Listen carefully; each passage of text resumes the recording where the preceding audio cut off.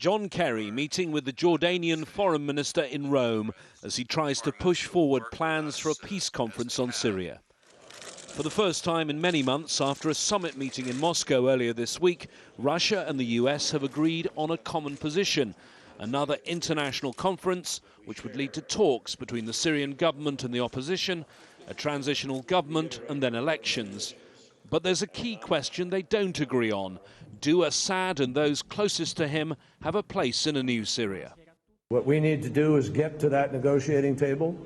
All of these kinds of asymmetrical and counter-arguments will be made by all the parties.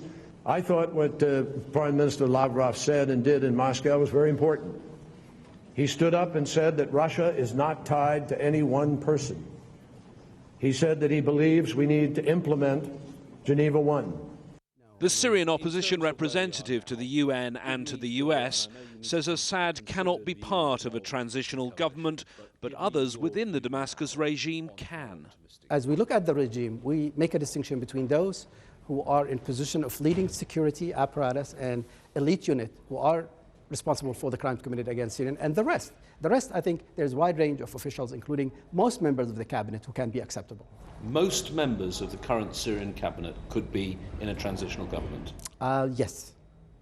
Even if the Syrian National Coalition do agree to take part in a transitional government, they will face very great difficulty persuading those on the ground inside Syria, fighters who've seen so many of their family, friends and colleagues killed and injured.